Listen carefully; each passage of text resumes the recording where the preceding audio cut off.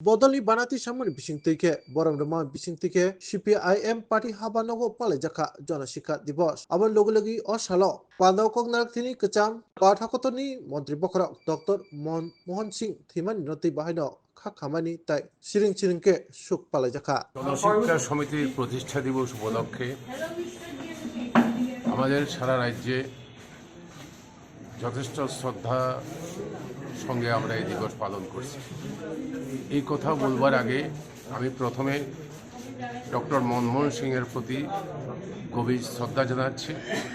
গতকাল রাত্রে ভারতের প্রাক্তন প্রধানমন্ত্রী বিশ্বের বিশিষ্ট অর্থনীতিবিদ ডক্টর মনমোহন সিং এইমস হাসপাতালে পরলোক গমন করেছেন।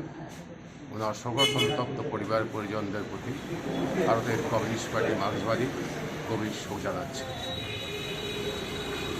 আমরা যে কারণে এখানে আজকে সমবেত হয়েছি সেটা হচ্ছে জনশিক্ষা সমিতির প্রতিষ্ঠা বার্ষিকী উদযাপন উপলক্ষে 1945 সালে 27শে ডিসেম্বর দুর্গা চৌধুরী পাড়ায় তৎকালীন সময়ে শিক্ষিত উপজাতি যুবকদের একটা সম্মেলন বসেছিল।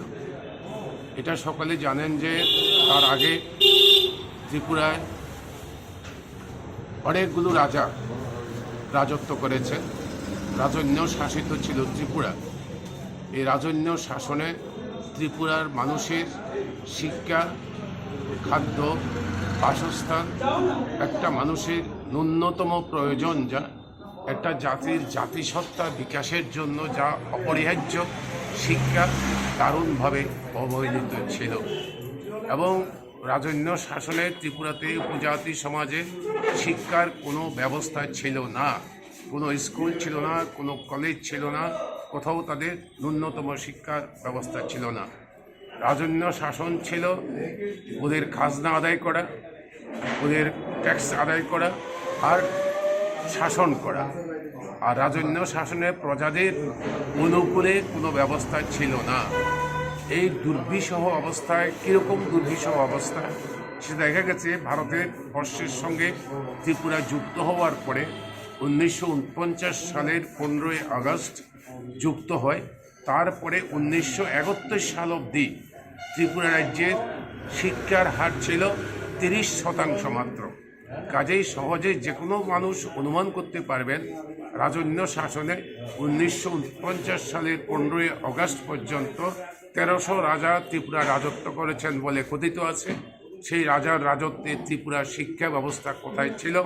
উপজাতি সমাজের শিক্ষার আলো পৌঁছায়নি, গভীর অতল গহ্বরে তারা নিমজ্জিত ছিল। এরকম অবস্থার মধ্যে দুর্গা চৌমনি পাড়ায় তৎকালীন সময়ে শিক্ষিত কিছু উপজাতি যুবক একটা সম্মেলন করেন। সেই সম্মেলন থেকে সুদন্য দেববর্মাকে সভাপতি করে একটা কমিটি গঠিত হয়, জনশিক্ষা সমিতি। তাদের মূল কাজ হচ্ছে তারা সেই দিন সংকল্পবদ্ধ হন যে ত্রিপুরায় শিক্ষার আলো তারা পৌঁছে দেবেন। অল্প শিক্ষিত সেই সময়ের যুবকরা সংকল্পবদ্ধ হন এবং জনশিক্ষা সমিতি গঠন করেন। জনশিক্ষা সমিতি ওরা বেসরকারি উদ্যোগ, কাজেই ওদের প্রথম কাজ হচ্ছে মানুষের মধ্যে তার জন্য আলোড়ন তৈরি করা। মানুষকে যদি সমবেত করা না যায় তাহলে এই জনশিক্ষা আন্দোলন করা যাবে না। তখন শুধুমাত্র তাদের কাছে লক্ষ্য ছিল তাদের শিক্ষা, বাসস্থান আর অন্য সংস্থানের ব্যবস্থা করা। অন্য কোনো বিষয় তারা তাদের আলোচ্য সূচিতে ছিল না। কিন্তু তৎকালীন সময়ের মহারাজা সেটা বরদাস্ত করতে রাজি না। আর এই জনশিক্ষা সমিতির নেতারা বাড়ি বাড়ি গিয়ে গণজাগরণ তৈরি করেন, কারণ ওরা জানতেন গণজাগরণ ছাড়া এই শিক্ষা আন্দোলন হবে না। মানুষের অংশগ্রহণ ছাড়া শিক্ষা প্রতিষ্ঠা এবং শিক্ষক পাওয়া যাবে না, ছাত্র পাওয়া যাবে না। এই জন্যই তৎকালীন সময়তে তাদের উদ্যোগে, জনশিক্ষা সমিতির উদ্যোগে নিজেরা জঙ্গল থেকে বাঁশ, ছড় ইত্যাদি সংগ্রহ করে দুর্গম ট্রাইবেল গ্রামে সারা রাজ্যের মধ্যে তারা স্কুল প্রতিষ্ঠা করতে আরম্ভ করেন। এবং সেই স্কুলের শিক্ষকরা হলেন যে শিক্ষিত অংশের উপজাতি যুবকদের মধ্যে যারা কোনো না কোনো কাজ করতেন, রিটায়ারমেন্টে গেছেন, তাদেরকে কিছু মাইনা দিয়ে বা কাজ করতেন যারা চাকরি ছেড়ে দিয়ে তারা কিছু সেখানে পড়াশোনা করাতেন এবং বিনিময়ে কোনো সরকারি অর্থের তো প্রশ্ন ছিল না। পাড়ার লোকরা চাঁদা তুলে পাড়ার লোকরা তাদেরকে সামান্য কিছু অর্থ সাহায্য করতেন। এইভাবে চলতে চলতে রাজন্য শাসনের কূপে পড়ে স্কুলগুলোর উপরেও, শুধু জনশিক্ষা সমিতির উপরে না, স্কুলগুলোর উপরে রাজার প্রচণ্ড দৃষ্টি পড়ে এবং তার উপরে আক্রমণ আরম্ভ হয়। এই ঘটনা চলতে চলতে আপনারা জানেন যে দ্বিতীয় বিশ্বযুদ্ধ 1945 সালের পরে মিস্টার ব্রাউন নামে একজন ইংরেজ অফিসার ত্রিপুরায় আসেন এবং রাজার কর্মচারী হিসাবে অফিসার হিসাবে উনি নিযুক্ত হন। মহারাজা তখন ডক্টর ব্রাউনকে দায়িত্ব দেন যে এই শিক্ষা দপ্তর পরিচালনা করবার জন্য, শিক্ষা আন্দোলন পরিচালনা করার জন্য ওনাকে দায়িত্ব দেন। ডক্টর ব্রাউন, কথা শোনা যাচ্ছে পরস্পর বিভিন্ন লেখার মধ্যে, ডক্টর ব্রাউন একটু শিক্ষা অনুরাগী ছিলেন।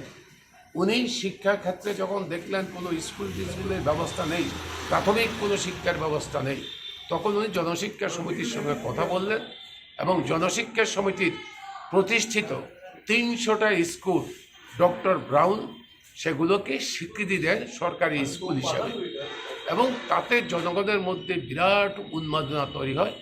জনশিক্ষা আন্দোলন সার্থকতায় পর্যবেসিত হয়। এইভাবে রাজন্য শাসনের বিরুদ্ধে লড়াই করতে গিয়ে উপজাতি জনসমাজের চক্ষু উন্মোচন করার ক্ষেত্রে জনশিক্ষা সমিতি বিরাট ভূমিকা পালন করে।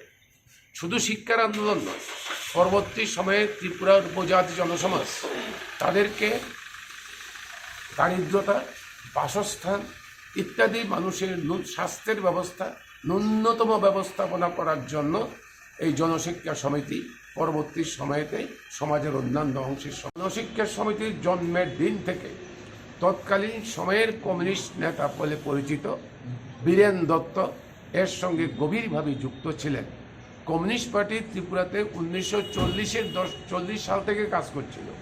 তার সামর্থ্য ছিল, তার প্রভাব ছিল খুব কম, পার্টি ছিল খুব ছোট, কিন্তু তারা গোপনে গোপনে এই কাজগুলো করছিলেন এবং তাদের পরামর্শ নিয়ে জনশিক্ষা সমিতি পরবর্তী সময়েতে আন্দোলন শুরু করে।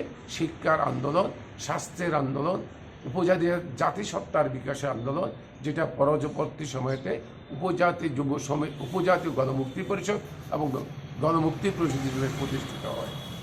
এখানে বলে রাখা উচিত যে আজকে যারা গর্ব করে, যারা বলছে যে শিক্ষার আন্দোলন, আমরা তো মনে করি যে শিক্ষা ছাড়া কোনো জাতি বিকশিত হতে পারে না, তার জাতিসত্তার উন্মোচন ঘটতে পারে না এবং শিক্ষার সঙ্গে সঙ্গে দরকার তার ন্যূনতম বাসস্থান, খাদ্য, স্বাস্থ্য ইত্যাদি মানুষ বেঁচে থাকার জন্য যা দরকার তার প্রয়োজন। এবং এই প্রয়োজনের জন্য যখন মানুষ প্রতিবাদ করেছে, তৎকালীন রাজন্য শাসন তাদের বিরুদ্ধে আক্রমণ সংগঠিত করেছে এবং তাদেরকে গ্রেপ্তার করেছে, তাদের বিরুদ্ধে গ্রেপ্তারি পরোয়ানা জারি করেছে, নির্মম অত্যাচার করেছে। এর বিরুদ্ধে মানুষ ক্ষেপে উঠেছে, উপজাতি জনসমাজ ক্ষেপে উঠেছে। আজকেও যারা এখানে মনে করেন যে আজকে এই সময়েতে 2024 সালের শেষ প্রান্তে এসে শিক্ষাকে আমাদের দেশের সরকার এবং আমাদের দেশের কিছু কিছু রাজনৈতিক দল শিক্ষাকে বেসরকারীকরণ করে ব্যবসায়ীদের হাতে তুলে দিচ্ছে। বস্তুতপক্ষে একটা জাতির জন্য শিক্ষা হচ্ছে গণ আন্দোলন, মানুষের মধ্যে জাগরণ সৃষ্টি করা, মানুষের মনুষ্যত্ব বোধকে উন্মোচিত করা, এটাই হচ্ছে শিক্ষার আন্দোলন। এবং সেই কাজ একমাত্র কমিউনিস্টরাই ত্রিপুরা রাজ্য করেছেন, যারা এখন স্লোগান দিচ্ছেন জাতিসত্তার প্রশ্নে, ত্রিপুরা ল্যান্ডের প্রশ্নে তাদের সেদিন কোনো অস্তিত্ব ছিল না। তাদের ভূমিকা ছিল অত্যাচারমূলক, তাদের ভূমিকা ছিল নিষ্পেষণমূলক, শোষণমূলক এবং সেই শোষণের অত্যাচারের বিরুদ্ধেই গণমুক্তি পরিষদ লড়াই করেছে, জনশিক্ষা সমিতি লড়াই করে আজকে এই জায়গায় প্রতিষ্ঠিত হয়েছে। জনশিক্ষা সমিতির পতাকা ঊর্ধ্বে তুলবার জন্য আজও রাজ্যে রাজ্যে উপজাতি জনসমাজ, তার সঙ্গে উপজাতিরাও যুক্ত হয়েছে, তারা সে পতাকা ঊর্ধ্বে তুলে ধরছে।